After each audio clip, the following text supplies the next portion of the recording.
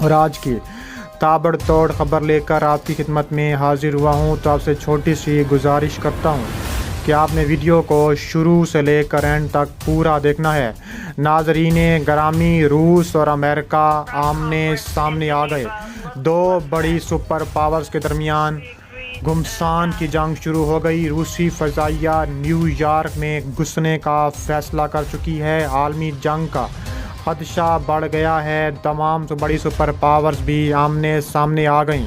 چین کا بھی انٹری مارنے کا فیصلہ۔ روس نے خطرناک ترین میزائل امریکہ پر چلا دیے۔ ویڈیو کی تفصیلات میں آگے بڑھنے سے پہلے اگر آپ روس سے محبت کرتے ہیں، روسی فوج کو سپورٹ کرتے ہیں تو ہماری ویڈیو کو ایک لائک ضرور کریں۔ ہمارے چینل کو سبسکرائب کر کے بیل آئیکن پر کلک کر دیں۔ ناظرین گرامی، روس کا امریکہ پر شدید ترین حملے کی تیاریاں شروع کر دی گئیں۔ دو بڑی سپر پاورز آمنے سامنے آ گئیں۔ روسی فضائیہ نیو یارک میں گھسنے کا فیصلہ۔ عالمی جنگ کا خدشہ بڑھ گیا۔ روس نے امریکہ کے خلاف بڑا حکم جاری کر دیا۔ روس کی فضائیہ تابڑ توڑ حملے کرنے کے لیے نیو یارک میں گھسنے کا تیار ہو گئی ہے۔ ولادیمیر پوٹن کا دھماکہ خیز اعلان سامنے آ گیا۔ اگر امریکہ ہمارے راستے میں آتا ہے تو امریکہ کو اس جگہ پر ہٹ کریں گے کہ امریکہ کی آنے والی 100 نسلیں بھی یاد رکھیں گی۔ پوٹن کا بڑا اعلان۔ روس نے یوکرائن کی سرحد پر ہزاروں فوجی تعینات کر رکھے ہیں، جبکہ ماسکو کے حمایت یافتہ جنگجوؤں کی کارروائیوں میں گزشتہ چند برسوں میں مشرقی یوکرائن میں اب تک 13,000 افراد مارے جا چکے ہیں۔ پہلے روس اور امریکہ اپنے جوہری ہتھیار کم کریں۔ چین بھی میدان میں آ گیا ہے۔ امریکہ کا یہ بھی کہنا ہے کہ کسی بھی شعبے میں اشتراک اس وقت تک ناممکن ہے جب تک روس اپنی اس جارحانہ حکمت عملی سے پیچھے نہیں ہٹتا۔ روس جو سن 2014 میں یوکرائنی علاقے کریمیا پر قبضہ کر چکا ہے، یہ مطالبہ کر رہا ہے کہ مغربی دفاعی اتحاد نیٹو یوکرائن کو اپنی رکنیت دینے سے باز رہے اور مشرقی یورپ کی طرح وہاں نئے عسکری اڈے بنانے سے اجتناب برتے۔ ماسکو کا دعویٰ ہے کہ سر جنگ کے خاتمے پر مغربی دفاعی اتحاد نے وعدہ کیا تھا کہ اپنا پھیلاؤ روک دے گا۔ دوسری جانب روس بیلاروس میں سن 2020 میں ہونے والے متنازع انتخابات کے بعد مظاہروں میں عامر حکمران الیگزینڈر لوکاشینکو کی طرف سے کریک ڈاؤن میں ان کی معاونت کر چکا ہے، جبکہ حال ہی میں قزاقستان میں بھی مظاہرین کے خلاف حکومتی کارروائیوں میں اپنے فوجی مہیا کر چکا ہے۔ افریقہ میں بھی امریکہ اور یورپی یونین روسی صدر ولادیمیر پوٹن سے قریبی تعلق رکھنے والی private security company Wagner group کی سرگرمیوں کے خلاف اپنی دباؤ میں اضافہ کر رہا ہے۔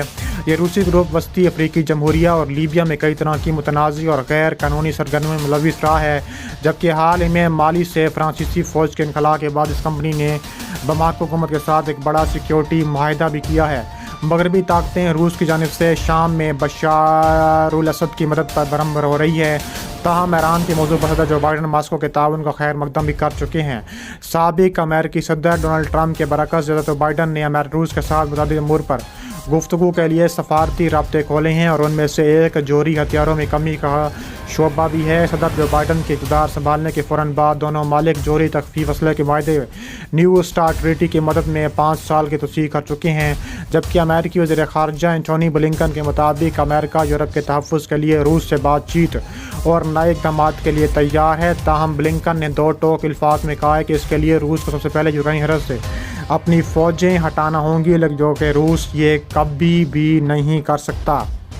اس کے علاوہ بائیڈن انتظامیہ نے ایک مرتبہ پھر روس کو خبردار کیا ہے کہ اگر اس نے یوکرینی کو دھمکیاں دینے کا سلسلہ جاری رکھا یا اس کے خلاف کوئی فوجی کارروائی کی تو اس کے بھرپور جواب دیا جائے گا۔ میڈیا رپورٹس کے مطابق واشنگٹن کے حکام نے بتایا ہے کہ امریکہ یورپ میں اپنی اسٹریٹجک اہمیت کے لحاظ سے فیصلہ سازی میں مصروف ہے، تاہم روس کو شدید پابندیوں کا نشانہ بنایا جا سکتا ہے۔ اس کے علاوہ روس اور امریکہ کے وفود جنیوا میں سیکیورٹی معاملات پر بات چیت کرنے والے ہیں اور روس کی جانب سے کہا گیا ہے کہ ان مذاکرات میں اس حد تک بات ہو سکتی ہے جب تک امریکہ نہیں چاہے گا۔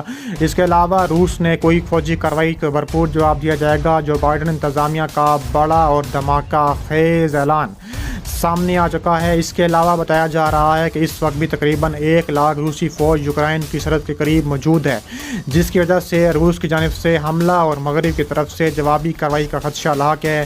امریکہ کا کہنا ہے کہ اگر روس نے یوکرائن پر حملہ کیا تو اس کے خلاف پابندیاں عائد کر دی جائیں گی۔ دوسری طرف روس نے بھی دھمکی دیتے ہوئے کہا ہے کہ امریکہ مغرب کے ساتھ ماسکو کے تصادم کے نتیجے میں पैदा होने वाले खतरात को नज़रअंदाज ना करे। रूस के नायब वज़ीर ख़ारजा सरगई रैबकोफ ने मीटिंग के बाद नुमाइंदगारों से बातचीत करते हुए कहा है कि हमने अपनी रफ़का का ये वाज़ेह कर दिया है कि यूक्रेन पर हमला करने का ना तो कोई मंसूबा है और ना ही हमारा कोई इरादा है। उन्होंने कहा है कि रूस ने अपने अमेरिकी हम मुनासिब से कहा है कि फ़ौजियों और फोर्सेस की तरबियत के हवाले से जो इक़दाम किए जा रहे हैं वो हमारे अपने इलाके के अंदर हैं और इस सिलसिले में सूरत हाल बिगड़ने के हवाले से खौफज़दा होने की कोई वजह नहीं है। अमेरिका की नायब वज़ीर ख़ारजा वेंडी शर्मेन ने कहा है कि बातचीत साफ और वाज़ेह अंदाज में हुई है। इसका मकसद एक दूसरे की सिक्योरिटी के हवाले से तशवीश को बेहतर तौर पर समझना था। रूसी नुमाइंदे इस हफ्ते नेटो और यूरोप में सलामती और ताउन की तंजीम सीए के वफूद से मुलाकात करने वाले हैं। रूसी नायब वज़ीर ख़ारजा ने कहा है कि अमेरिका के साथ बातचीत मुश्किल और प्रोफेशनल रही है। उन्होंने कहा है कि अमेरिका के मौक़िफ़ से हमें कोई हैरत नहीं हुई। रैबकोफ का कहना था कि हमें कोई धमकियाँ और वार्निंग दी गई हैं। हमने अपने रफ़का कार से कहा है कि यूक्रेन पर हमले का हमारा कोई मंसूबा नहीं है। उन्होंने मज़ीद कहा कि इस मामले में सूरत हाल ख़राब होने के हवाले से खौफ की कोई बुनियाद नहीं। अमेरिकी नायब वज़ीर ख़ारजा एंडी शर्मीन का कहना था कि पीर के रोज़ होने वाली बातचीत से यह वाज़ेह नहीं है कि आया मास्को फ़ौज की वापसी के हवाले से वादा करेगा या नहीं। शर्मीन ने नुमाइंदगारों से बातचीत करते हुए कहा है कि मैं नहीं समझती कि हमें इसका जवाब मालूम है। हमने बिल्कुल साफ कर दिया है कि फ़ौज की वापसी के बगैर तामीरी समरावर और कामयाब सरकारी बहुत मुश्किल है। उन्होंने मज़ीद बताया कि अमेरिकी वफ़द ने रूस के इस मुतालबे को मुस्तरद कर दिया है कि नेटो इस बात की ज़मानत दे कि वो मशरिक़ की जानिब अपनी तोसीर रोक देगा। DW ब्रसेल्स के ब्यूरो चीफ अलेक्जेंडर ओनमान ने कहा है कि दोनों मुल्कों के सफारतकारों के दरमियान होने वाली बातचीत से पता चलता है कि मास्को और वाशिंगटन के दरमियान कोई माहिदा अभी बहुत दूर है। उन्होंने कहा है कि बातचीत तमाम मामलात पर किसी पेशर के बगैर ख़त्म हो गई हैं, लेकिन ये गैर मुतवक्को भी नहीं है क्योंकि इस मीटिंग का मकसद हमारे दूसरे की तशवीश को समझना था। नामन ने कहा है कि फील्ड वाक़ ये पूरी तरह वाज़ेह नहीं है, कोई माहिदा इस तरह का मुमकिन होगा। दूसरी तरफ इंफॉर्मेशन और साइबर के अमेरिकी माहिर दिमित्री अल्परोच ने इस बातचीत की सुस्त रफ्तार को मस्बत तौर पर देखते हैं। उन्होंने कहा है कि मैं समझता हूँ कि ये एक बहुत मस्बत पेशरफ्त है। इसका मतलब क्या है? इसका मतलब ये है कि अब यूरोपीय सिक्योरिटी के मामलात रूस की फ़िक्रमंदियों को दूर करने और यूरोपीय मालों को तशवीश दूर करने के हवाले से मुमकिन तौर पर तवील अरसे तक बातचीत कर सकते हैं, इसमें बरसों लग सकते हैं। इस दौरान बेशुबा जंग को भी रोकने के लिए फ़ायदा भी कर सकते हैं और ताबड़तोड़ हमले के लिए ऐसे बदली बना सकते हैं जिससे रूस को भी फ़ायदा हो।